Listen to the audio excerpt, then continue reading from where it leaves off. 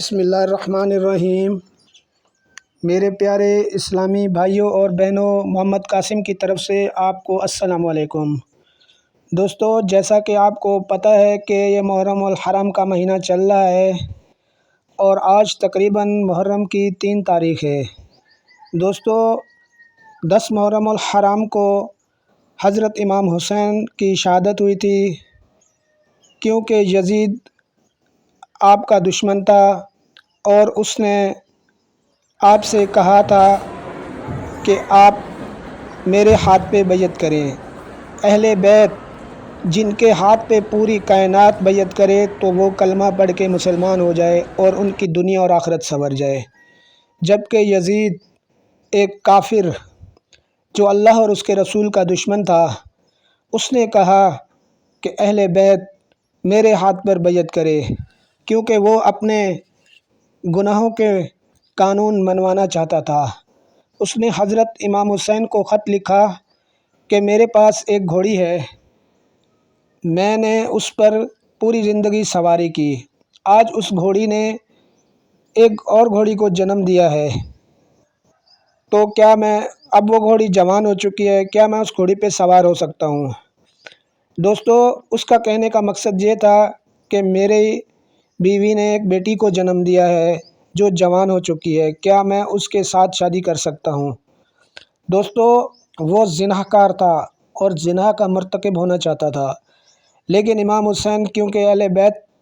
آل رسول کی اولاد تھے، انہوں نے اس کا خط سمجھ لیا کہ وہ کیا کہنا چاہتا ہے، تو آپ رضی اللہ تعالیٰ عنہ نے فرمایا کہ وہ تمہاری بیٹی ہے، تم ایسا نہیں کر سکتے، یہ اسلام کے منافی ہے۔ اس وجہ سے یزید آپ کا دشمن ہو گیا اور اس نے آپ کو شہید کرنے کا پلان بنایا، اور اس نے کہا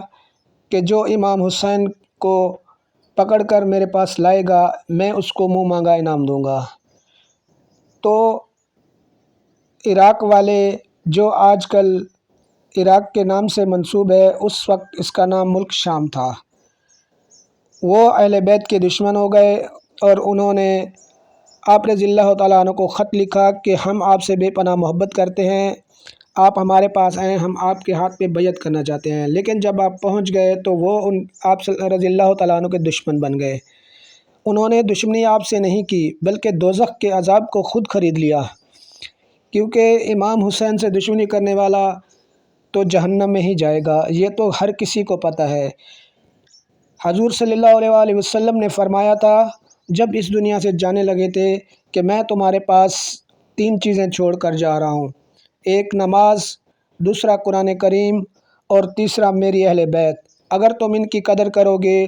تو تم جنت پاؤ گے۔ لیکن یزید اور اس کے پیروکاروں نے اس کا الٹ کیا، ان کو دولت کی ہوس تھی نہ کہ جنت کی، اسی لیے انہوں نے اہل بیت سے دشمنی منہ مول لی اور ان کے جان کے دشمن بن گئے، اور حضرت امام حسین رضی اللہ تعالیٰ عنہ کو شہید کرنے کا پلان بنایا۔ یزید نے کہا تھا کہ اہل بیت مجھے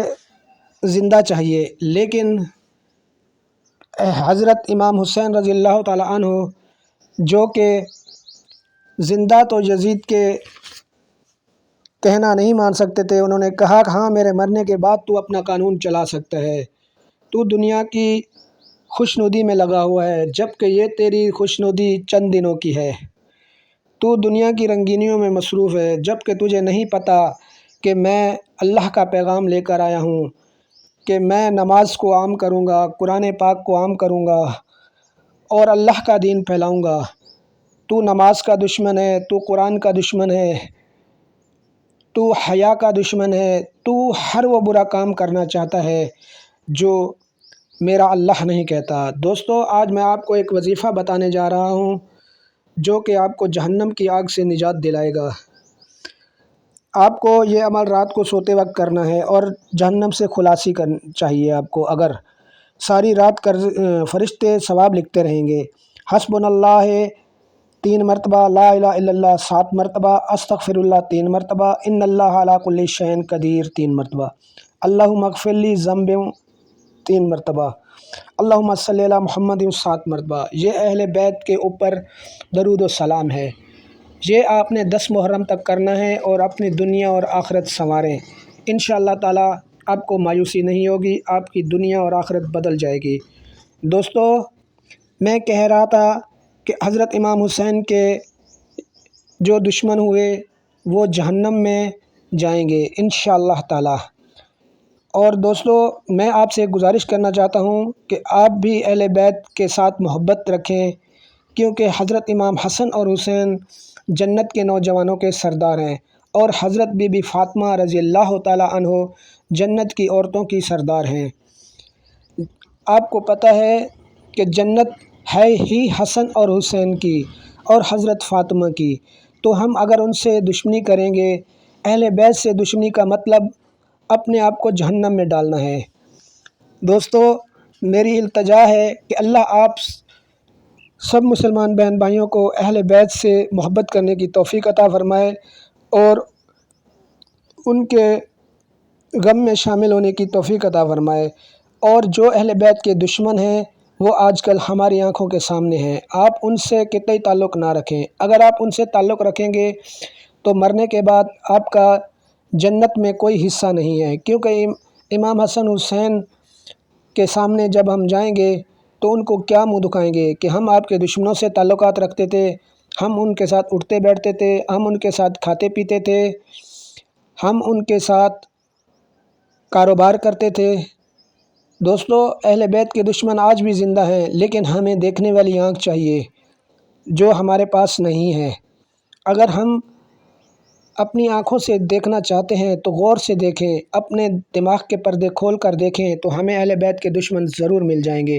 اور ہمیں چاہیے کہ ان سے قطع تعلق رکھیں تاکہ ہم جہنم کی آگ سے بچیں، اہل بیت کی دشمنی سے بچیں اور حضرت محمد مصطفیٰ صلی اللہ علیہ وآلہ وسلم کی خوشنودی حاصل کریں۔ دوستو، اگر آپ کو میری یہ باتیں اچھی لگی ہوں اور یہ وظیفہ پسند آئے جو کہ آپ نے اول آخر 11 بار درود پاک پڑھنا ہے، اس کے بعد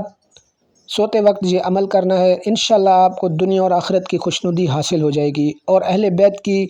محبت مرتے دم تک رکھیں، انشاءاللہ آپ کو کامیابی ہوگی۔ دعاؤں میں یاد رکھنا۔ اگر آپ کو میری یہ ویڈیو پسند آئے تو لائک اور شیئر اور کمنٹ ضرور کیجیے گا اور میری حوصلہ افزائی کیجیے گا تاکہ آپ کو میری یہ اگلی ویڈیو جلد از جلد مل سکے۔ اللہ حافظ۔